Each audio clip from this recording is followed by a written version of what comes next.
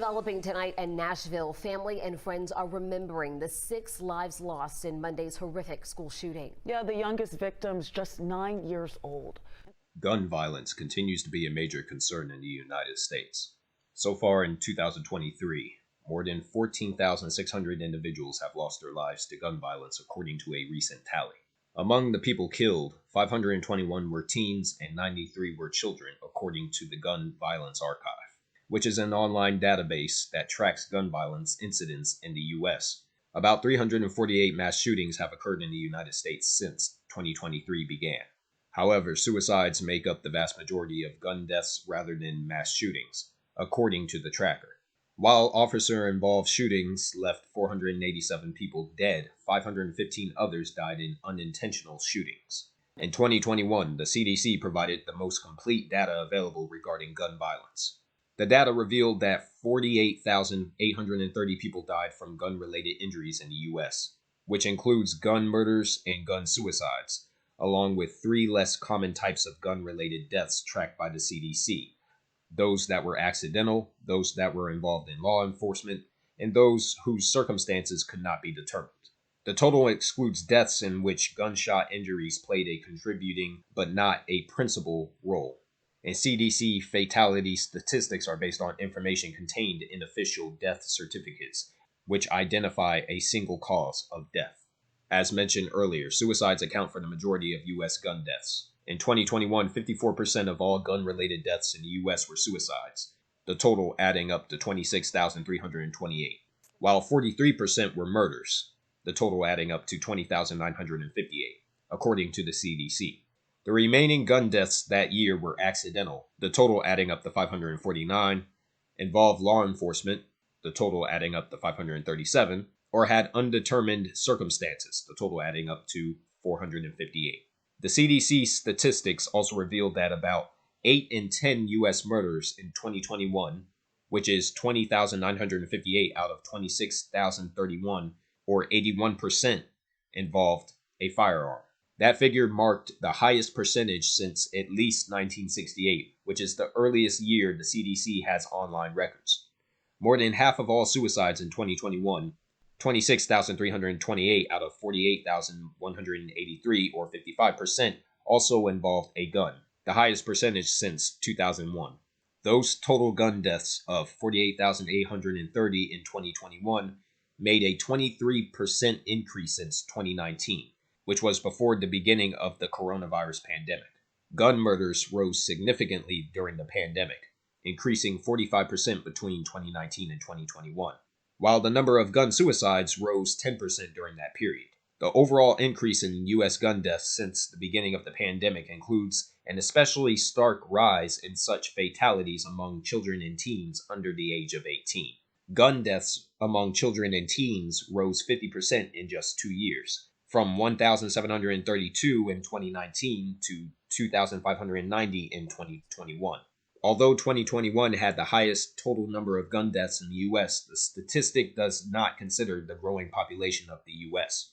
On a per capita basis, there were 14.6 gun deaths per 100,000 people in 2021, the highest rate since the early 1990s, but still below the peak of 16.3 gun deaths per 100,000 people in 1974. The gun murder rate in the U.S. remains below its peak level despite rising sharply during the pandemic. There were 6.7 gun murders per 100,000 people in 2021, below the 7.2 record in 1974. The gun suicide rate, on the other hand, is now on par with its historical peak. There were 7.5 gun suicides per 100,000 people in 2021, statistically similar to the 7.7 measured in 1977. One caveat when considering the 1970s figures. In the CDC's database, gun murders and gun suicides between 1968 and 1978 are classified as those caused by firearms and explosives. In subsequent years, they are classified as deaths involving firearms only. For each state, the rate of gun fatalities varies extensively. In 2021, the states with the highest total rates of gun-related deaths, counting murders, suicides, and all other categories tracked by the CDC, included Mississippi, at a rate of 33.9 per 100,000 people, Louisiana at a rate of 29.1, New Mexico at a rate of 27.8, Alabama at a rate of 26.4, and Wyoming at a rate of 26.1. The states with the lowest total rates included Massachusetts at a rate of 3.4, Hawaii at a rate of 4.8, New Jersey at a rate of 5.2, New York at a rate of 5.4, and Rhode Island at a rate of 5.6. The results are somewhat different when looking at gun murder and gun suicide separately. The places with the highest gun murder rates in 2021 included the District of Columbia at a rate of 22.3 per 100,000 people, Mississippi at a rate of 21.2, Louisiana at a rate of 18.4, Alabama at a rate of 13.9, and New Mexico at a rate of 11.7. Those with the lowest gun murder rates included Massachusetts at a rate of 1.5, Idaho at a rate of 1.5, Hawaii at a rate of 1.6, Utah at a rate of 2.1, and Iowa at a rate of 2.2. Rate estimates are not available for Maine, New Hampshire, Vermont, or Wyoming. The states with the highest gun suicide rates in 2021 included Wyoming at a rate of 22.8 per 100,000 people, Montana at a rate of 21.1, Alaska at a rate of 19.9, New Mexico at a rate of 13.9, and Oklahoma at a rate of 13.7.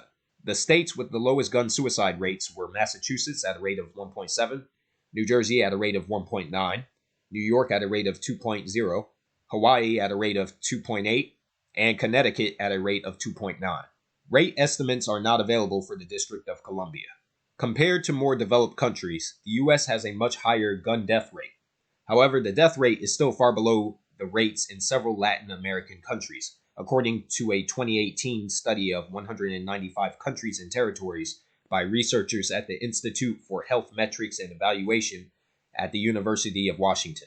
The researchers used a different methodology compared to the CDC and found that the U.S. gun death rate was 10.6 per 100,000 people in 2016, the most recent year in the study, which was far higher than in countries such as Canada at a rate of 2.1 per 100,000 people, and Australia at a rate of 1.0, as well as European nations such as France at a rate of 2.7, Germany at a rate of 0.9, and Spain at a rate of 0.6. But the rate in the U.S. was much lower than in El Salvador, which stands at a rate of 39.2 per 100,000 people, Venezuela at a rate of 38.7, Guatemala at a rate of 32.3, Colombia at a rate of 25.9, and Honduras at a rate of 22.5.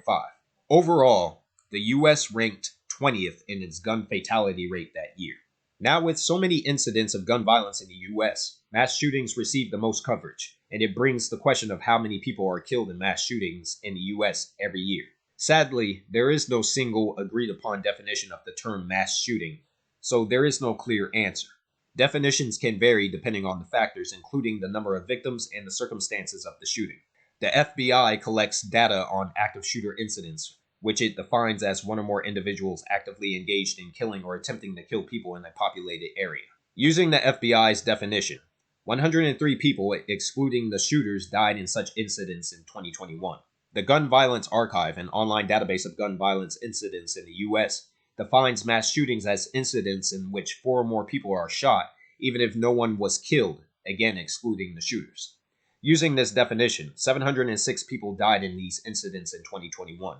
Regardless of the definition being used, fatalities in mass shooting incidents in the U.S. account for a small fraction of all gun murders that occur nationwide each year. The same definitional issue that makes it challenging to calculate mass shooting fatalities comes into play when trying to determine the frequency of U.S. mass shootings over time. The unpredictability of these incidents also complicates matters, as Rand Corp noted in the research brief, and I quote, "Chance variability in the annual number of mass shooting incidents makes it challenging to discern a clear trend, and trend estimates will be sensitive to outliers and to the time frame chosen for analysis." End quote. The FBI found an increase in active shooter incidents between 2000 and 2021. There were 3 such incidents in 2000. By 2021, that figure has increased to 61. In 2020, the most recent year for which the FBI has published data, handguns were responsible for 59% of the 13,620 U.S. gun murders and non-negligent manslaughters. Rifles, the category that includes guns sometimes referred to as assault weapons, were involved in 3% of firearm murders. Shotguns were involved in 1%. The remainder of gun homicides and non-negligent manslaughters, at 36%, involved other kinds of firearms or those classified as type not stated. However, it is important to note that the FBI statistics do not capture the details of all gun murders in the U.S. each year. The FBI's data is based on information voluntarily submitted by police departments around the country, and not all agencies participate or provide complete information each year. Guns are entrenched in American society and political discussions. The Second Amendment to the U.S. Constitution gives Americans the right to bear arms, and about a third of U.S. adults say they personally own a gun. At the same time, President Joe Biden and other policymakers earlier this year proposed new restrictions on firearm access in an effort to address gun violence ranging from rising murder rates in some major cities to mass shootings. Here are some key findings about Americans' attitudes about gun violence, gun policy, and other subjects drawn from recent surveys by Pew Research Center and Gallup. The Pew Research Center and Gallup, that conducts public opinion polling, demographic research, media content analysis, and other empirical social science research, conducted a survey and were able to get some insights about Americans' attitudes about gun violence, gun policy, and other topics. To start, one survey conducted in June 2021 found about 4 in 10 U.S. adults say they live in a household with a gun, including 30% who say they personally own one. It also revealed that there were differences in gun ownership rates by political party affiliation, gender, geography, and other factors. For instance, 44% of Republicans and Republican-leaning independents say they personally own a gun, compared with 20% of Democrats and Democratic leaners. Men are more likely than women to say that they own a gun, at a rate of 39% versus 22%. And 41% of adults living in rural areas report owning a firearm, compared with about 29% of those living in the suburbs and 2 in 10 living in cities. Federal data suggests that gun sales have risen in recent years, particularly during the coronavirus pandemic. In 2020, the number of monthly federal background checks for gun purchases was consistently at least 20% higher than in the same month in 2019. According to the FBI's National Instant Criminal Background Check System, the largest comparative percentage point difference occurred in July 2020, when about 3.6 million background checks were completed, 44% more than were conducted in July 2019. In a Gallup survey conducted in August 2019, gun owners were most likely to cite personal safety or protection as the reason they own a firearm. Roughly 6 in 10, at 63%, said this in an open-ended question. Other reasons for ownership included hunting at 40%, non-specific recreation or sport at 11%, that their gun was an antique or a family heirloom at 6%, or that the gun was related to their line of work at 5%. A Pew Research Center survey conducted in 2017 found similar patterns in firearm owners' stated reasons for owning a gun. As far as Americans' views on gun violence, around half, at 48%, see gun violence as a very big problem in the country today, according to a Pew Research Center survey conducted in April 2021. That's comparable to the share who say the same about the federal budget deficit at 49%, violent crime at 48%, illegal immigration at 48%, and the coronavirus outbreak at 47%. Only one issue is viewed as a very big problem by a majority of Americans: the affordability of health care at 56%. Another 24% of adults say gun violence is a moderately big problem. About 3 in 10 say it is either a small problem at 22% or not a problem at all at 6%. The survey revealed how Americans' attitudes about gun violence differ widely by race, ethnicity, party, and community type. About 8 in 10 black adults at 82% say gun violence is a very big problem, by far the largest share of any racial or ethnic group. By comparison, about 6 in 10 Hispanic adults at 58% and 39% of white adults view gun violence this way. Due to sample size limitations, data for Asian Americans is not available. Democrats and Democratic-leaning independents are far more likely than Republicans and GOP leaners to see gun violence as a major problem, at 73% versus 18%. And nearly 2/3 of Americans who describe their community as urban, at 65%, say the same, compared with 47% of suburbanites and 35% of those who live in rural areas. Also, about half of Americans, at 53%, favor stricter gun laws, a decline since 2019, according to the center's April 2021 survey. Smaller shares say these laws are about right, at 32%, or should be less strict at 14%. The share of Americans who say gun laws should be stricter has decreased from 60% in September 2019. Current opinions are in line with what they were in March 2017. Among Republicans and Republican-leaning independents, views have shifted. Republicans are currently more likely to say gun laws should be less strict at 27% than stricter at 20%. In 2019, by comparison, a larger share of Republicans favored stricter gun laws than less strict laws at 31% versus 20%. For both years, roughly half of Republicans said current gun laws were about right. Today, a large majority of Democrats and Democratic leaners at 81% say gun laws should be stricter, though this share has declined slightly since 2019, down from 86%. Americans are split on whether or not restricting legal gun ownership would lead to fewer mass shootings. Debates over the nation's gun laws have often followed recent mass shootings. However, there is constant division if legal changes would lead to fewer mass shootings, according to the same spring 2021 poll. About half of adults, at 49%, say there would be fewer mass shootings if it was harder for people to obtain guns legally, while about as many would either say this would make no difference at 42%, or that there would be more mass shootings at 9%. The public is even more divided about the effects of gun ownership on crime overall. Around a third, at 34%, say that if more people owned guns, there would be more crime. The same percentage, at 34%, say there would be no difference in crime, while 31% say there would be less crime. For political parties, there is comprehensive partisan agreement on some gun policy proposals, but most are politically divisive, the April 2021 survey found. Majorities in both partisan coalitions favored two policies that would restrict gun access, preventing those with mental illness from purchasing guns.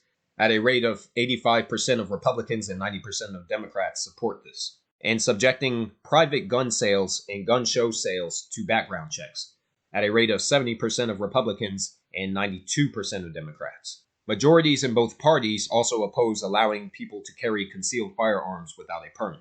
Other proposals bring out stark partisan rifts.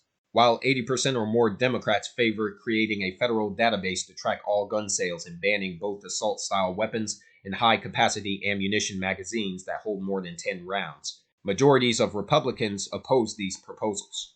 Most Republicans, on the other hand, support allowing people to carry concealed guns in more places at a rate of 72%, and allowing teachers and school officials to carry guns in K-12 schools at 66%. These proposals are supported by just 20% and 24% of Democrats, respectively. Another check found by the survey is that gun ownership is closely linked with views on gun policies. This is true even among gun owners and non-owners within the same political party, according to the April 2021 Center survey. Among Republicans, gun owners are generally less likely than non-owners to favor policies that restrict access to guns. Democratic non-gun owners are generally the most likely to favor restrictions. For example, a majority of Republicans who don't own a gun, at 57%, say they favor creating a federal government database to track all gun sales, while 30% of Republican gun owners say the same. There are similar-sized gaps among Republicans who own guns and those who do not on banning assault-style weapons and high-capacity magazines. Among Democrats, there are modest gaps on gun policies by gun ownership.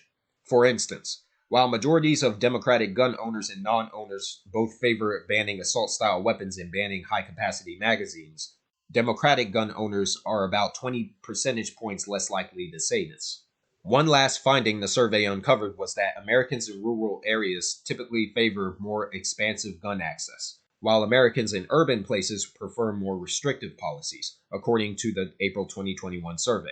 Even though rural areas tend to be more Republican and urban communities more Democratic, this pattern holds true even within each political party.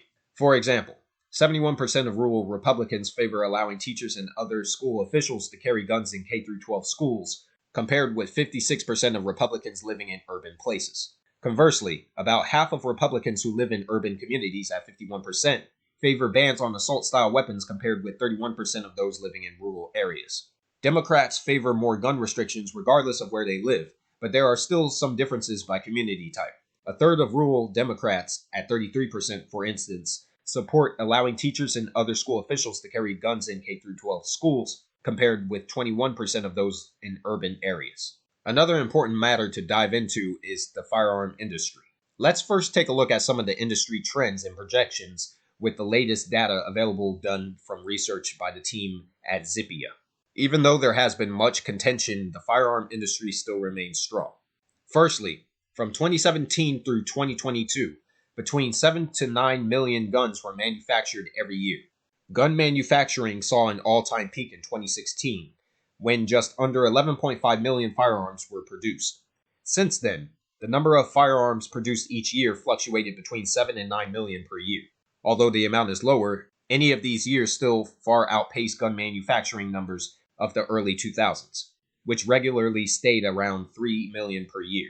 As for gun purchases, there was a massive increase by 60% between 2019 and 2020. About 13.5 million guns were purchased in 2019, and that figure grew to 21.6 million in 2020. That number fell to 16.4 million in 2022. But if we take a step back to 2010 through 2020, the number of guns sold in the US more than doubled.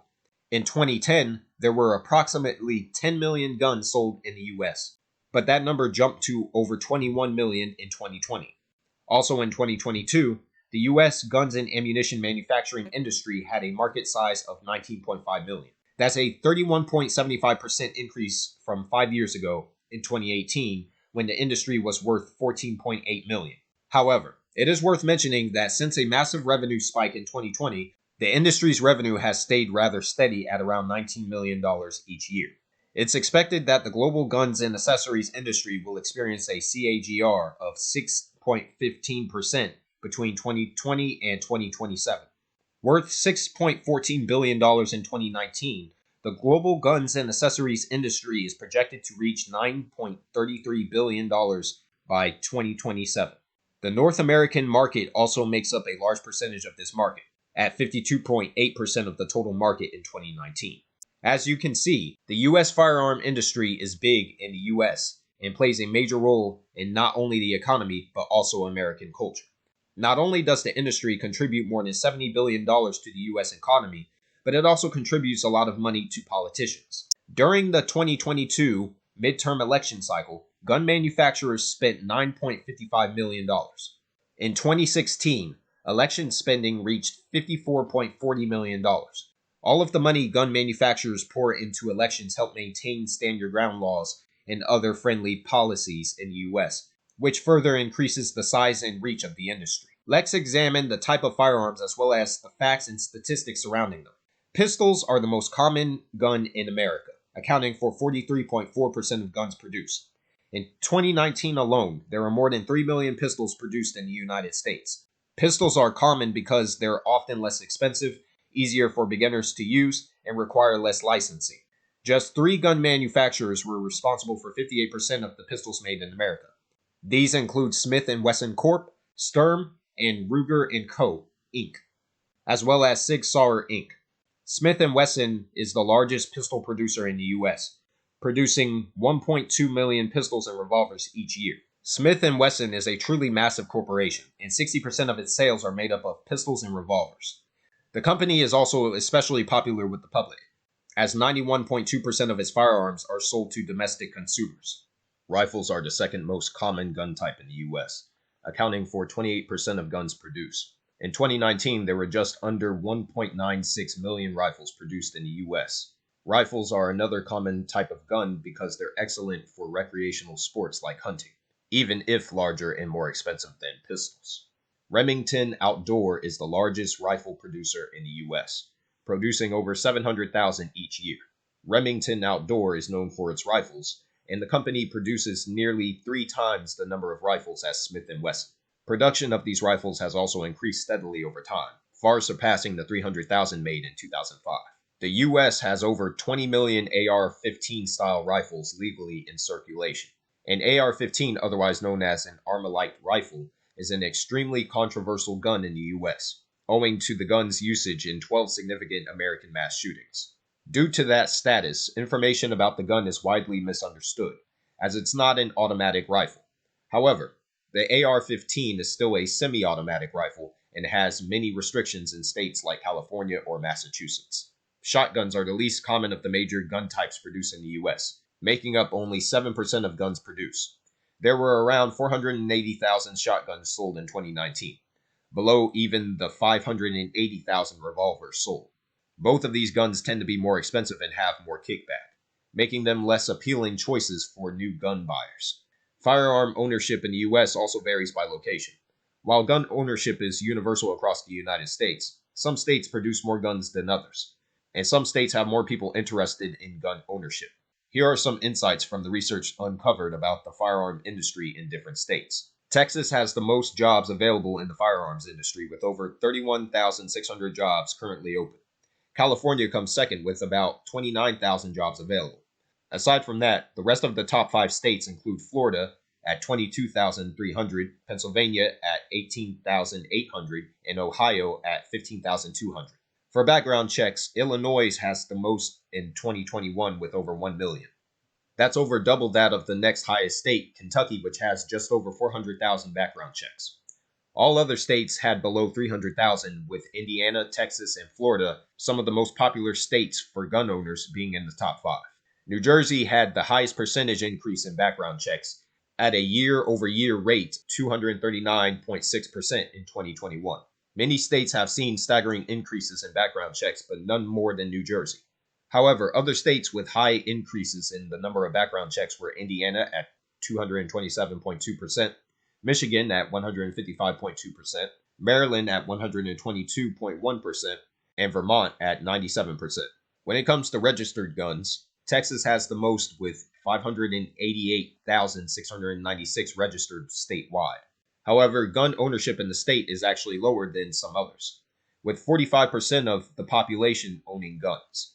For context, neighboring Oklahoma only has 71,269 guns, but 54.7% of the population owns guns. 66.3% of Montana's population owns a gun. That's higher than any other state. In fact, most of the states where a majority of the population owns guns tend to be sparsely populated. Examples include Wyoming at 66.2%, Alaska at 64.5%, and West Virginia at 58.5%. Only 14.7% of Massachusetts' population owns a gun, a tie with New Jersey for the lowest rate of gun ownership in the U.S. Other states with low gun ownership rates include Rhode Island at 14.8%, Hawaii at 14.9%, and New York at 19.9%. Rhode Island and some other states in New England have exceptionally low gun rates per capita. While on the contrary, the state with the highest number of guns per capita is Wyoming, with 229 per 1,000 people. Flynn's research also revealed even more information about gun owners. As of 2021, guns per capita in the U.S. reached a staggering 120.5 guns for every 100 residents. To put that in perspective, there are roughly 393 million civilian-owned firearms across the country, which is enough for every man, woman, and child to own at least one. Plus, we still have 67 million guns remaining, and about 57.8% of those U.S. gun owners are male. While 42.2% are women, in general, most women choose only to own a handgun or prefer that type of gun over others. On the other hand, far more men own rifles and shotguns than women. White people are the most likely to own a gun in the U.S., with 47% of white people in households owning at least one. Broken down by race, gun ownership has the following trends: 37% of Black Americans, 26% of Hispanic Americans, and 20% of Asian Americans in households own firearms in the U.S. 45% of people in households who are 65 years old own at least one gun. That's slightly higher than any other age demographic, but they're all fairly close. For instance, 43% of people in households who are between the ages of 18 and 29 years old and 50 to 64 years old own at least one gun. The U.S. alone accounts for roughly 46% of the total worldwide population of civilian-held firearms. There are over 190 recognized countries, and still, the U.S. population accounts for nearly half of gun ownership around the world. The only country that even comes close is Yemen and the Falkland Islands, which still have around half of the guns per capita as the U.S., respectively. Lastly, gun safety is always a concern when discussing the U.S. firearm industry. After all, there's a reason why guns are so controversial today. To dive deeper into the safety concerns associated with firearms, here are some essential gun safety statistics. Licensed dealers have approximately 18,700 firearms stolen from them each year.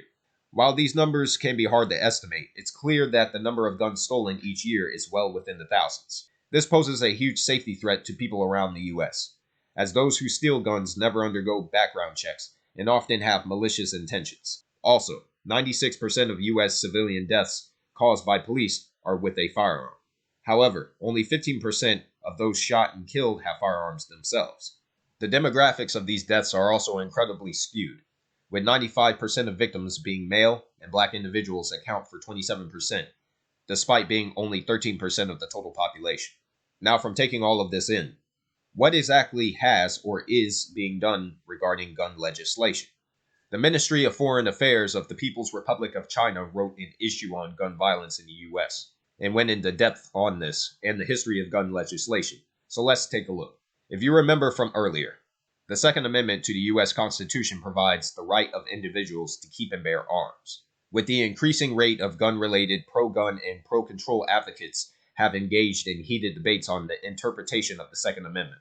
Individuals and organizations that support gun rights state that gun control laws infringe on these rights. However, organizations that support gun control argue that the Second Amendment establishes a collective right, rather than an individual right to possess guns, and the government has the right to control guns. Such debates have significantly halted efforts on gun control legislation, and Supreme Court rulings based on the Second Amendment are often not in favor of gun control.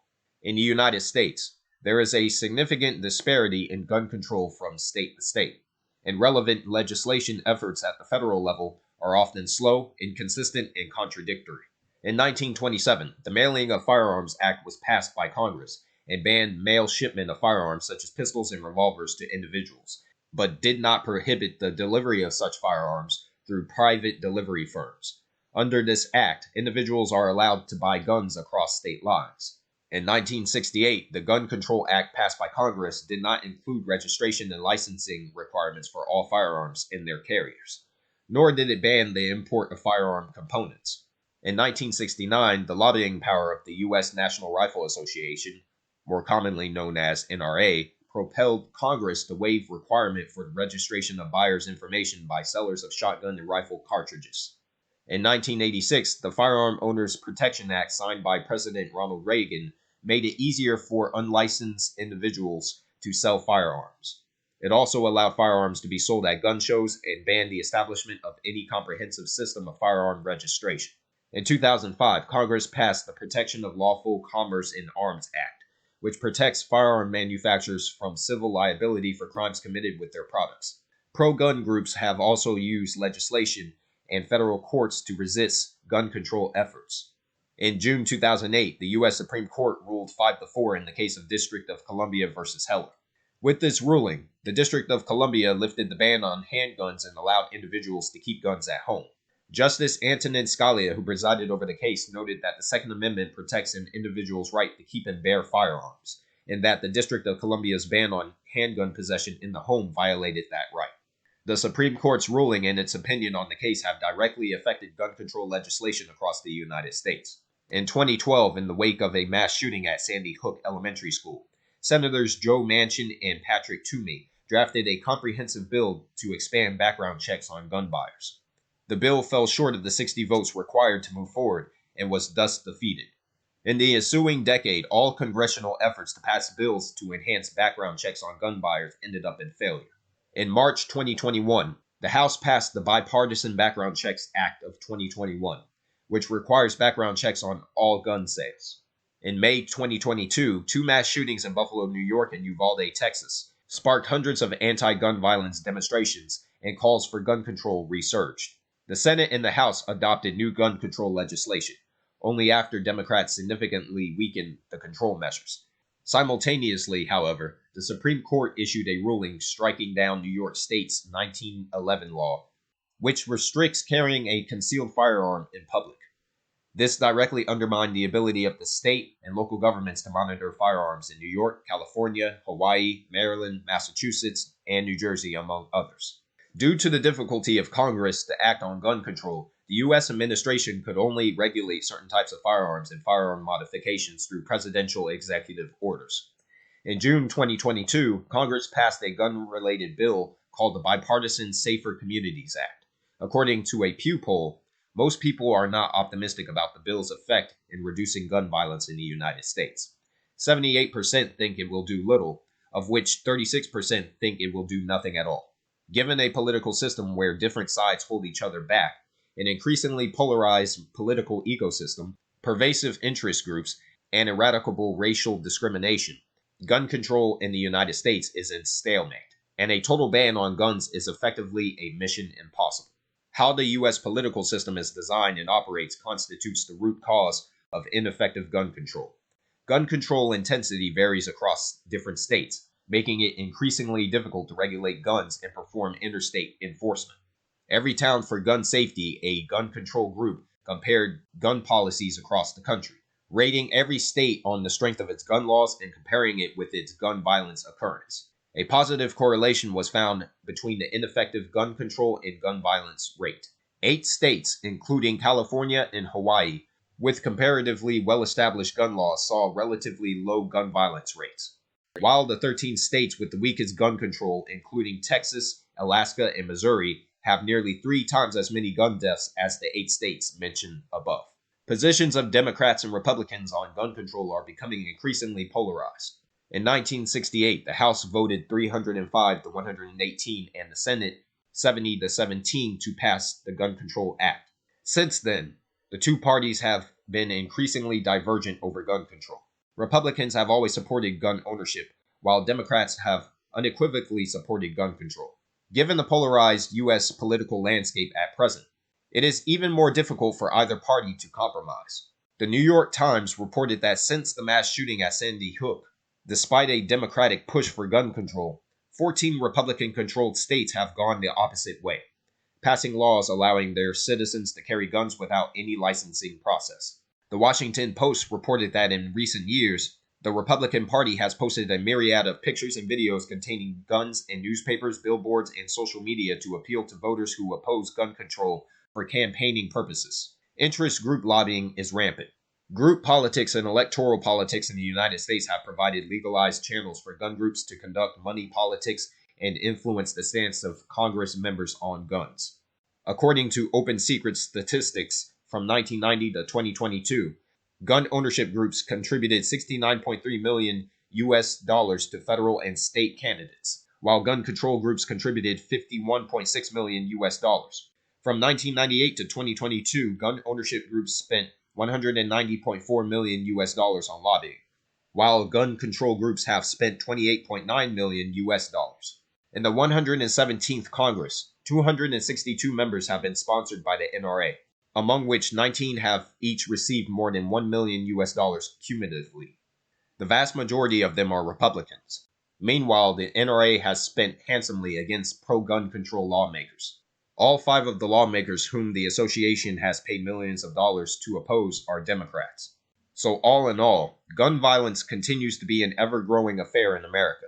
And with so much constant divide on what should be done regarding legislation, no one truly knows when things will calm down on this matter. Today, the country sees us here at the White House with a president who is taking action. My very first bill as a member of Congress was to introduce the Office of Gun Violence Prevention Act of 2023.